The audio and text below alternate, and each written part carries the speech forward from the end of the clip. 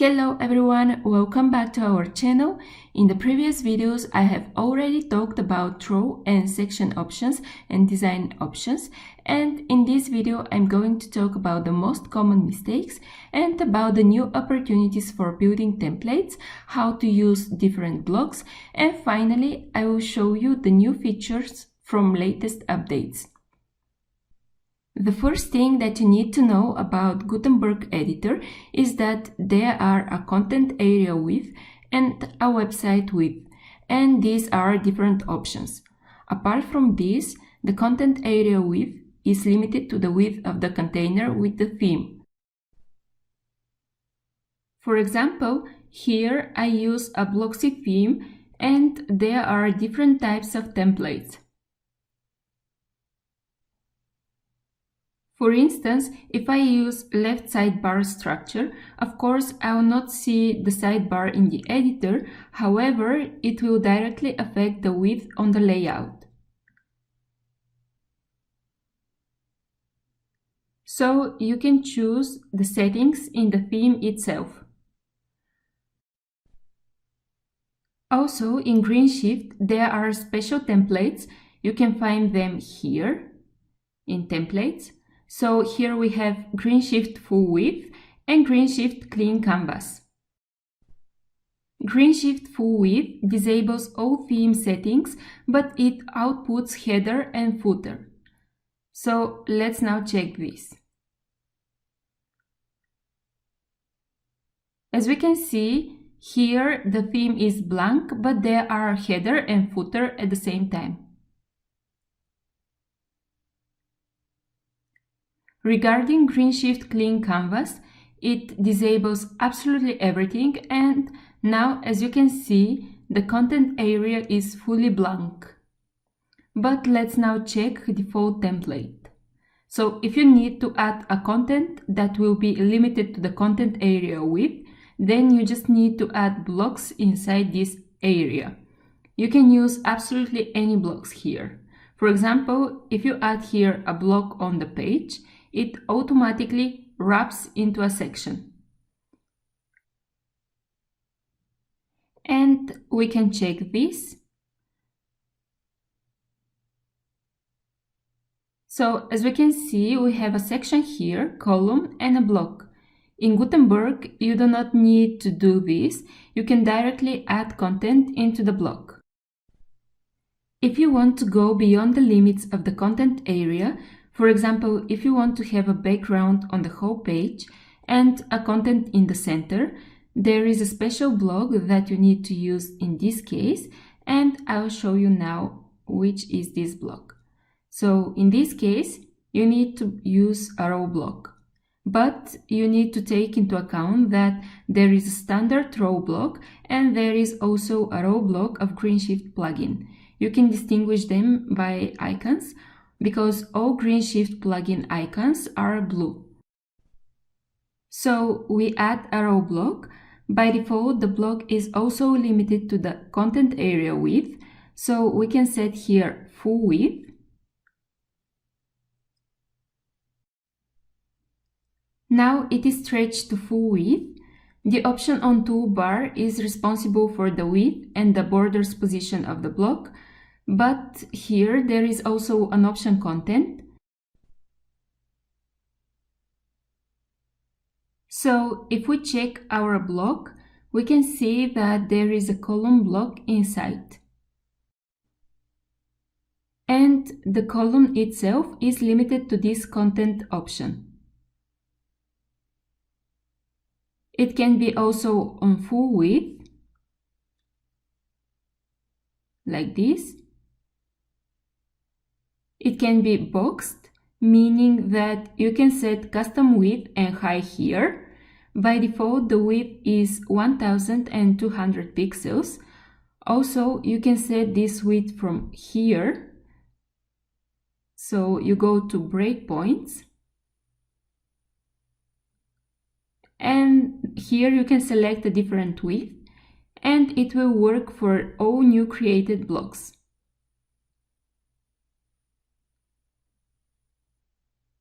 And the last type of content is variable, It adjusts to the size you set for your theme.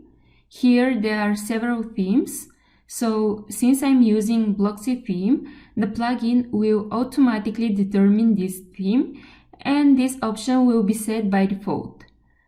And we can see this now. So now we'll add a background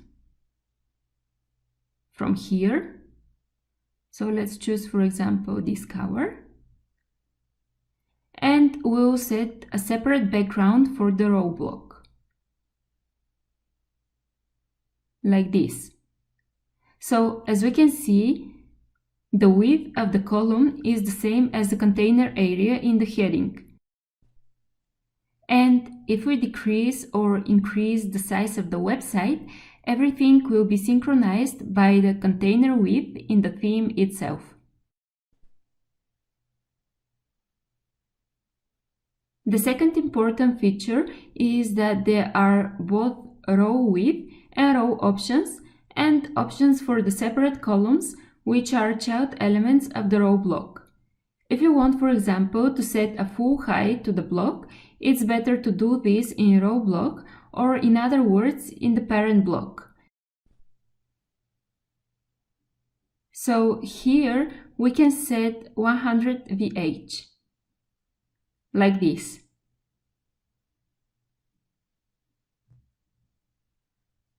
Also, in row block, we can choose the number of columns from here. So it's better to do this before adding the content, but it's not obligatory. So when you choose several columns, you will have presets here available. And I would recommend you to use presets because they are always optimized by width and they are always 100% in total. Apart from this, another advantage of these presets is that you can set them for each resolution. If you want, you can set different options for each column, but here it's very important to understand that once you set the option for width change for the column, you destroy the preset width template, and that's why you need to control the width of each column separately, especially when it comes to a certain resolution. What you set on a desktop resolution will affect all underlying resolutions.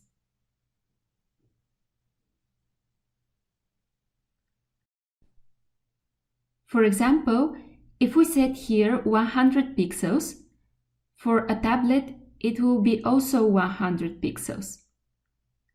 But on mobile devices, all columns will have 100% width by default. You can see this here.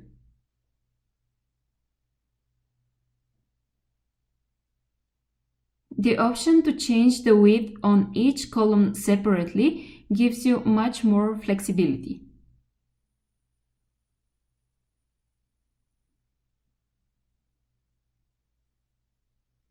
For example, if you change the width of one column in Elementor, it will automatically affect the width of the next column. So in Elementor, you cannot make so that one column is small and the other one is big, while you can do this in the Greenshift. So here you are not limited to 100% width. You can make columns of absolutely arbitrary width, and you can do this for each column separately. And in the row block or in the parent block, you can use different presets for the column position in the row block. It gives you much more flexibility compared to other editors, but at the same time, it's much more responsible, because you need to check how your columns will look on each resolution. But mostly, you will not need to set width for each column separately, because you can just use already set presets.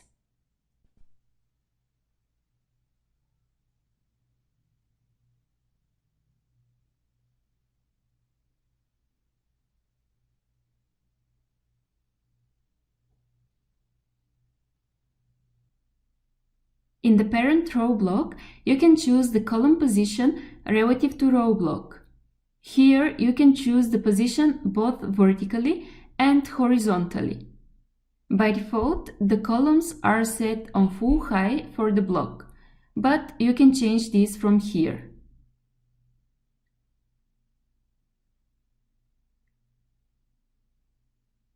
The option Column Justify Align will work only if you set a separate width for each column. So, for example, if we set here 200, and you can choose how the columns will be displayed inside row block.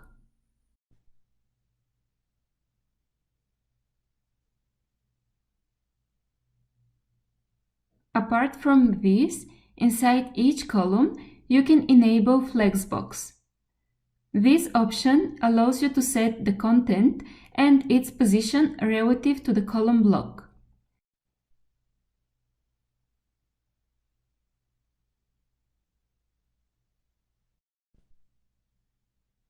So by default, the content will be displayed vertically, but we can change this.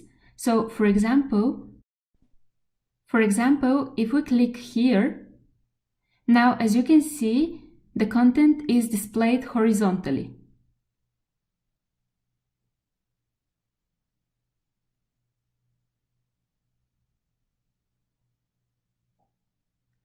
Also, you can enable this option, which is called No Wrap, here. This means that the content will not be wrapped to the next line. So, No Wrap option means that each content will be displayed in its column, and if the content goes beyond the borders of this column, it will still be limited to the area of its column.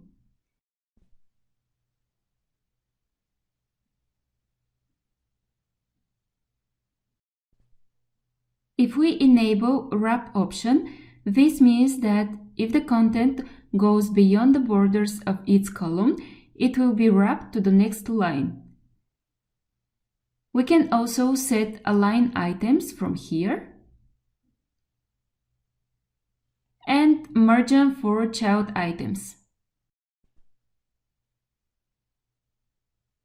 We can set this option differently for different resolutions.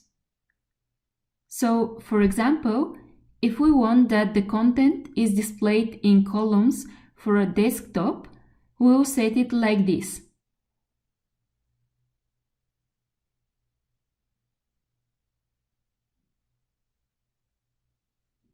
But since on mobile devices it doesn't look very good, as you can see, we can set here a horizontal direction for the content. Like this.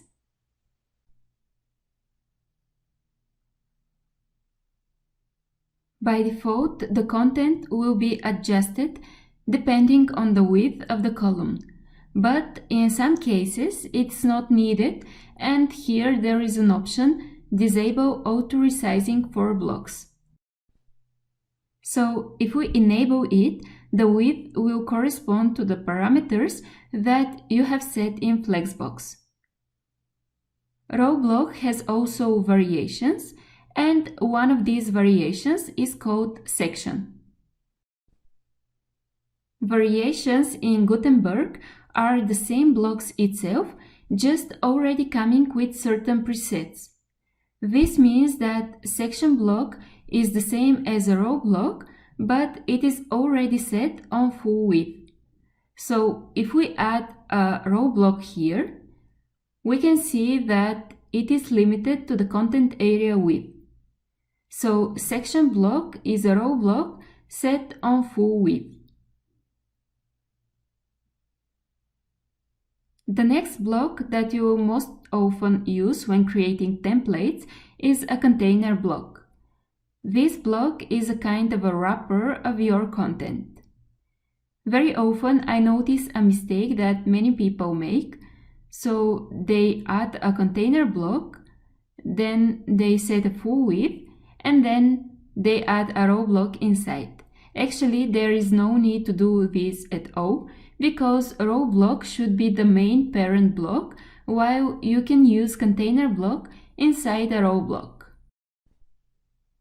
You can think of a container block as a way to group your content. So, for example, here we have a button and a text. And I want the text to be displayed on one line with the button. So if I use a Flexbox, as you can see, this option will be applied to the whole content. But we want only the text to be displayed next to the button. So in order to do this, we just need to mark it like this, and then we click on Change Type of two blocks, and then we transform to Container Wrapper. Now we have these two blocks united to one container, and now we can use Flexbox option.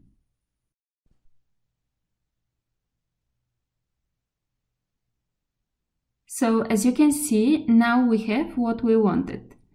We can create unlimited number of these blocks.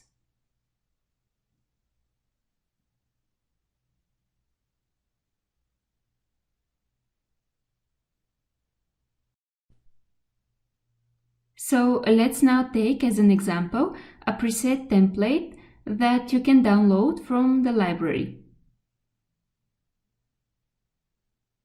So for example, let's choose this one.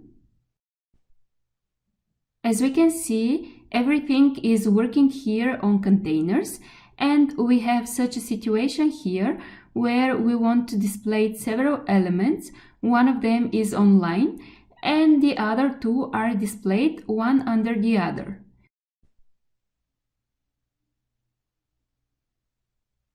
So here we have added a content into a container.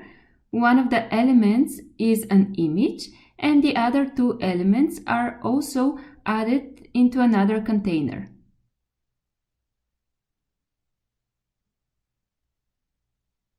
These stars are made on the same principle, so each star is a separate element of an icon box. And they are all united in one container with the Flexbox enabled and the vertical direction. The container also has several variations. The first one is a Flexbox. So this is the same container with the Flexbox enabled and already preset settings.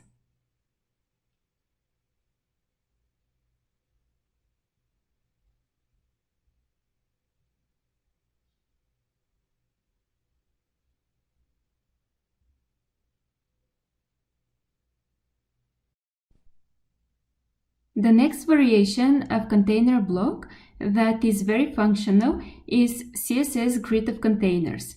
This block is somehow similar to row block, but it has a totally different technology. So the difference between Css Grid of Containers and row block is that it's better to use Css Grid of Containers when you have several columns that are the same and they only differ by the content. You can do a similar design based on columns, but Css Grid of Containers is very convenient to use for this kind of structure since it allows you to choose the number of columns much faster. You can do it from here.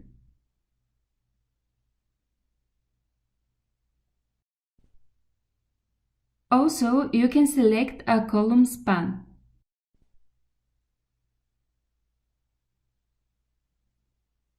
Additionally, you can duplicate the last block from here, or if you want, you can remove it, like this. Each element on Css Grid of Containers is also a container, and all the options of the container are available here, including Flexbox. Also, if you use an animation edition with Greenshift plugin, you have an additional option available here. It's called Use Gsap Animation Library. If you enable it, and then if you enable child animations, we get such an interesting effect when the animation is happening sequentially one after the other. So you don't need to set a separate animation for each element. You just need to add the animation once to the parent element, and it is automatically applied to all child elements.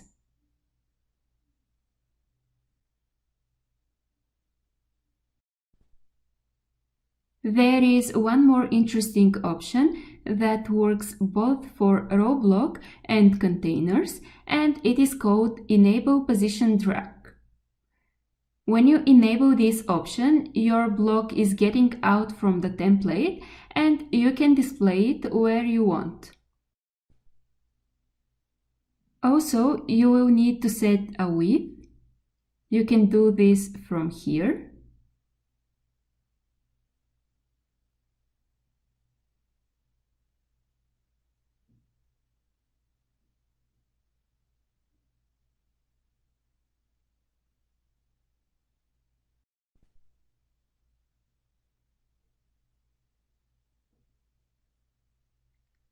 And once you are done with this, you just need to click on Save Current Position.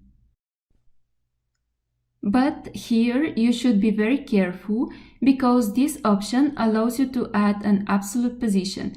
And on mobile devices, it can go beyond the screen, so you just need to check how it looks.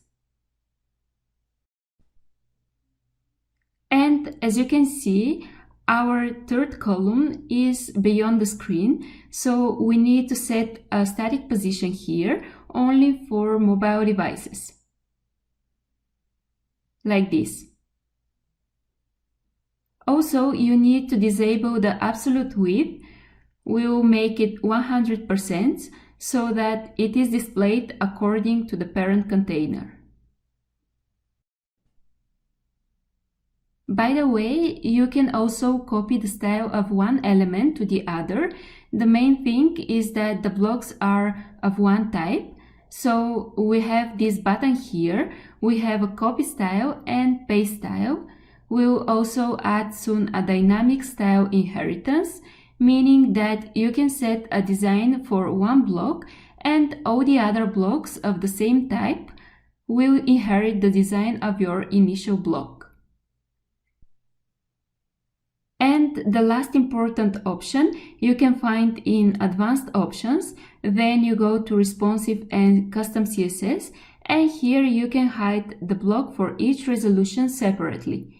You can also add a custom CSS, and you have a helper here. So once you press this button, the code that you enter will be used specifically for the block in which you add this code, and it will not be applied globally.